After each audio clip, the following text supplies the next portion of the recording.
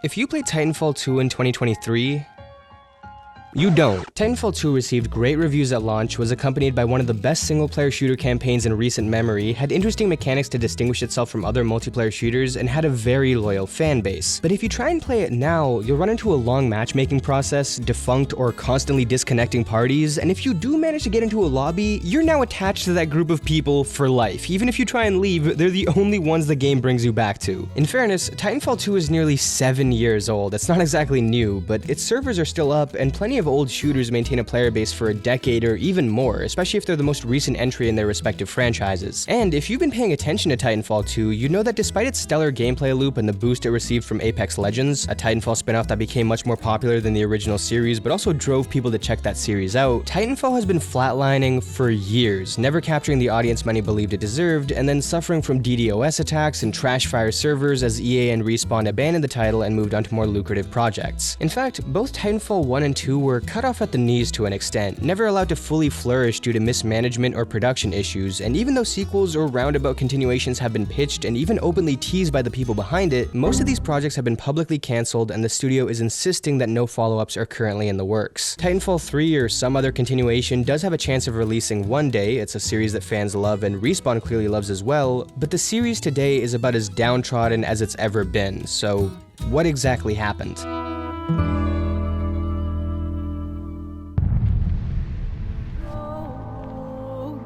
If you're looking down, I hope you understand. Back in March of 2014, Respawn Entertainment released Titanfall, and while today they're known mainly for Apex Legends and their Star Wars Jedi games, at the time they were known for nothing. Respawn had just formed a few years ago off the back of Infinity Ward co-founders Jason West and Vince Zampella's exit from the studio to form a new team with other industry veterans. Well, I mean, exit from the studio is putting it really nice. What basically happened was that West and Zampella told Activision, hey, we made some really good Call of Duties, can we have creative freedom and a lot of money? And Activision was like, sure buddy, anything you want, as long as we get all of the control back if we fire you. And somehow, they signed that deal. I mean, I'm sure they had their reasons, but man, if you're gonna make a deal that shafts you if you get fired, maybe don't sign it with the people who are in control of firing you. Activision reportedly tried to find ways to can the two from this point on. Big shock, and after a mess of lawsuits and accusations of Activision not paying the pair and them conspiring with other publishers to undercut their own work, thankfully the founders learned their lesson about not being taken advantage of by a giant parasitic publisher in Activision, so for their new studio they decided to publish under EA.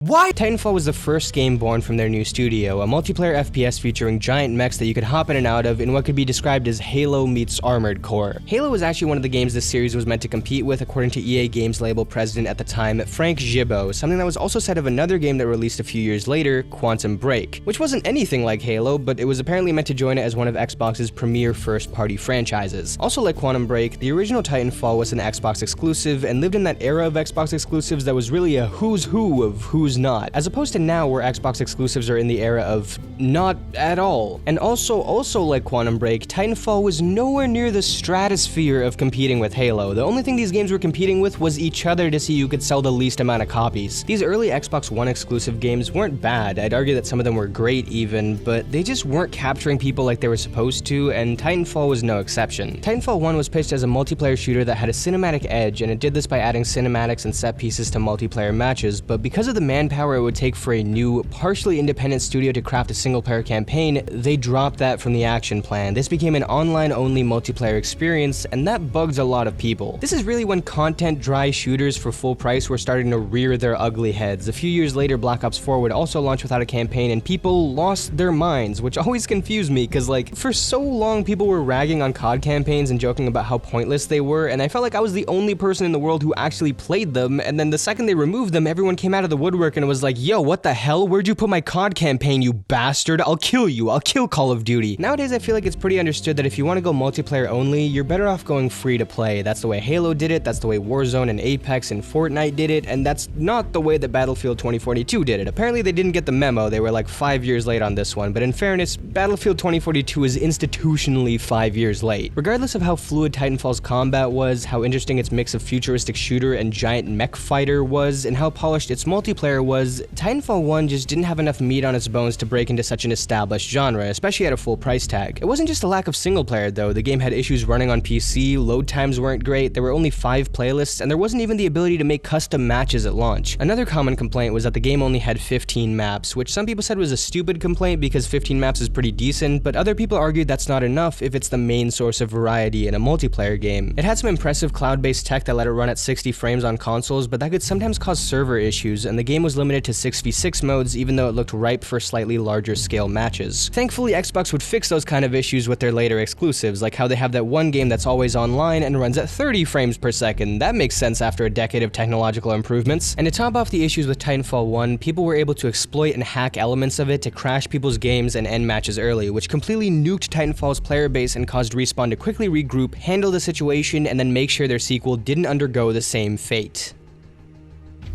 Psych!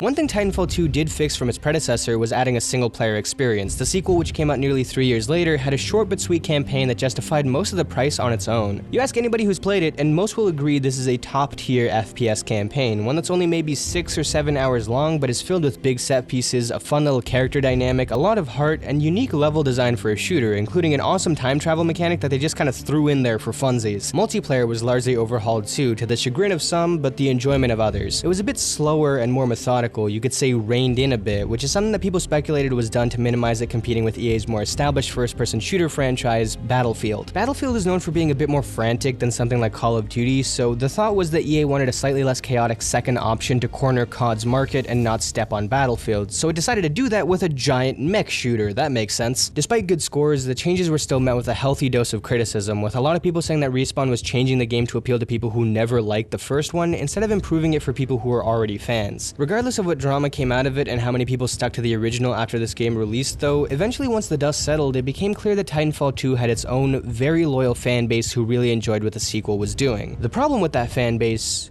was that it was small. Not tiny, it still sold a few million copies, but EA themselves admitted that the game didn't quite meet expectations at launch. The first and most obvious reason for this is arguably EA themselves. You know how I said that Titanfall 2 was tweaked to feel a bit more distinct from Battlefield? Well, apparently to EA that meant that these franchises would have absolutely zero overlap in fans, which is why they decided to launch their own game in Titanfall 2, a franchise that had a lot of potential but was still trying to dig its heels into the industry, 1 week after they launched Battlefield 1, and 1 week before Respawn's favorite company Activision dropped Call of Duty Infinite Warfare. They set this game up for a suicide mission. I mean seriously, think about how hard people clown Horizon for releasing a week before Breath of the Wild and then a week before Elden Ring, 2 much bigger releases in the same genre. Now imagine Sony was the one who put those other games out. It'd be a straight up snuff job. Why would you ever do something like that? Why would you escape Activision and then sign under EA? The release timing was abysmal and a huge part of why Titanfall 2 struggled initially, although the second reason might be that even though the original game was exclusive, Titanfall 2 wasn't. It was available on all platforms. I actually didn't even know that Titanfall 2 was on PlayStation until 2018, 2 years after it came out. It's kinda hard to buy a game when you didn't even know you could, and those two factors helped muffle Titanfall 2's release significantly. But to its credit, it was a good enough game to maintain a relatively high player retention. It was slowly growing through word of mouth, and people nowadays view it as an excellent addition to the FPS genre. In another world, Titanfall 2 was able to maintain a slightly smaller but steady player base and lived on as an underground classic for 5 to 10 years. But this video isn't called the ability to maintain a slightly smaller but steady player base and live on as an underground classic for 5 to 10 years of Titanfall, it's called the death of Titanfall, cause shit got weird. In a series of large-scale DDoS attacks, a single hacker who went by the name Jean Yu was ruining the entire multiplayer experience for a lot of people. DDoS attacks are essentially a traffic jam for servers. You can see it as overloading them with information, which is obviously not good for a multiplayer game. Players would start matches and potentially all get kicked out, and in some cases, Jean Yu actually targeted specific players, putting them on a blacklist that would make it impossible for them to play any matches, after which he'd gloat on the Twitch chats of people he'd hit. If you want to read up on all this, there's an IGN article that I'll link below, but be warned, this story is so confusing that the opening to this article is basically, nothing makes sense, I think everyone lied to me and all my work was for nothing, but here's what we know for sure. Around early 2021, there were frequent DDoS attacks on Titanfall 2. A few months later, Apex Legends was also hacked, and if you're thinking Respawn probably needs to hire some cybersecurity guys, then you've already thought of cybersecurity more than they have. The Apex hack rerouted to a site called SaveTitanfall.com, which was allegedly trying to spread awareness about the issues with the game. So we have Jean Yu hacking one game, and then the Save Titanfall team hacking hacking another game to fight the first hack. Eventually, the problems with Titanfall were fixed after servers went silent for a while, except it was almost immediately unfixed as DDoS attacks ramped up again after that. It should also be noted here that we still don't know why this dude was attacking the servers. The prevailing theory is that he was bad at the game and decided to ruin it for everyone else like some kind of gaming syndrome, but we still don't know for sure. The attacks finally seem to have been stopped at some point last year, but the damage has already been done. The players got sick of all the BS and lost their love for the game, and since it's clear Respawn's focus has completely shifted away from this franchise, it's hard to get invested again. It's a pretty messy situation as is, but that's ignoring all the stuff we don't actually know for sure about it. When you factor in some of the other details, it goes full third eye conspiracy bullshit. Like for example, there's reason to believe that the whole battle between Jean Yu and the Save Titanfall team was a publicity stunt to actually bring awareness to Titanfall Online, a cancelled free-to-play port of the original game. Jean Yu was actually working with the same team behind Save Titanfall, and they'd managed to hoodwink everyone, including this IGN reporter and potentially some of their own members, into thinking it was a battle of good versus evil. There were campaigns and exposés and betrayal and confusion and all manner of drama around Titanfall 2 server issues, and in the end, I think it's pretty clear that everyone lost. The game's been nuked, the fanbase was taken for a ride, members of the Save Titanfall team were potentially exposed and haven't seemed to gain much of anything, and Respawn, despite making some fantastic games, has developed a reputation for having some of the most infamous server hacks in gaming. Titanfall 2 is dead.